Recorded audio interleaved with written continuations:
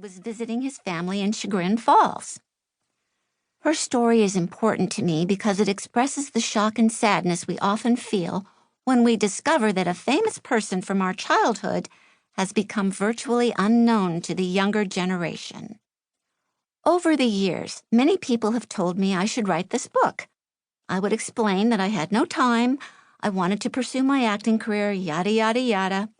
And that was true, but also, Dad was a very private person, and I was concerned I'd be trespassing on forbidden territory. When Dad passed on February 21st, 2006, I became haunted by the opportunity I was missing. Just as the iconic film Back to the Future expresses, many people desire to walk in a parent's shoes for a day.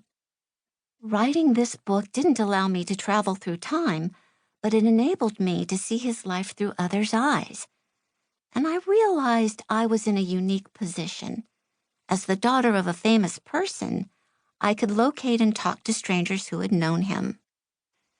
In addition to preserving Dad's legacy, my interest in writing the book was to understand him, to explore his many facets, and to share his remarkable journey with you. So I took the plunge. When I started, Dad had been gone for more than 10 years, as were most of his closest friends.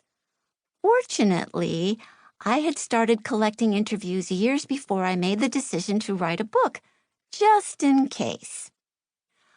I started by interviewing members of my immediate family, my mother Kay and my brother Tom. It may seem strange for me to interview members of my own family, but I was amazed at how much I learned by doing so. I didn't know some of the things Dad and Tom had done together, and it informed me about their relationship. Tom and I began to have conversations about things we'd never discussed, including Dad's fame and our own experience with it. I included my mother's story, too. So many of Dad's fans have expressed interest in her. It turns out that Mother had kept a journal of several events in our family's life, as well as her own, and she gave me access. Thanks, Mom. I soon realized I needed more information on Dad's childhood. I flew to his hometown of Morgantown, West Virginia. I announced on radio that anyone who had reliable information about my father was invited to meet me for wine and cheese at the Hill and Hollow restaurant. A nice crowd gathered and shared their memories, or more accurately, their parents' or relatives' memories. I wanted to know more about his high school days, so I inquired and was advised to go to Jean's Beer Garden on Wilson Avenue. I wandered into the bar, ordered a beer, and started talking about my project. A man said, "Don Knotts! My mother-in-law dated him in high school."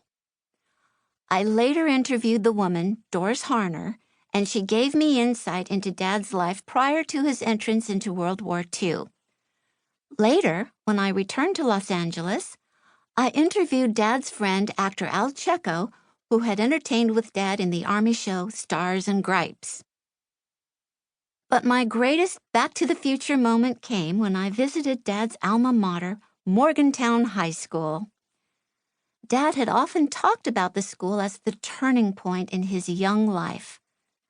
That's when he really began to channel his charismatic personality and brilliant comedic talent.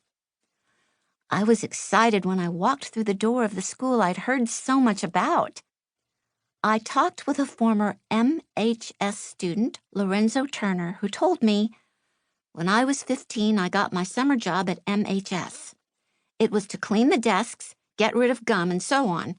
We were in the old auditorium, and carved into the proscenium arch with a knife was the name Don Knotts." I interviewed a gym coach and learned how Dad had used his ventriloquism to flirtatiously engage with other students. And while in Morgantown, I also reconnected with the children of Jarvie Eldred, Dad's best friend in high school. I hadn't seen Judy, Karen, Jenny, or Jarvie Jr. since we were kids, when our fathers introduced us. I continued my search for people and eventually met a woman in her 90s, Fern Hall Geisman, who had been Dad's close childhood friend. She told me how she and Dad, as children,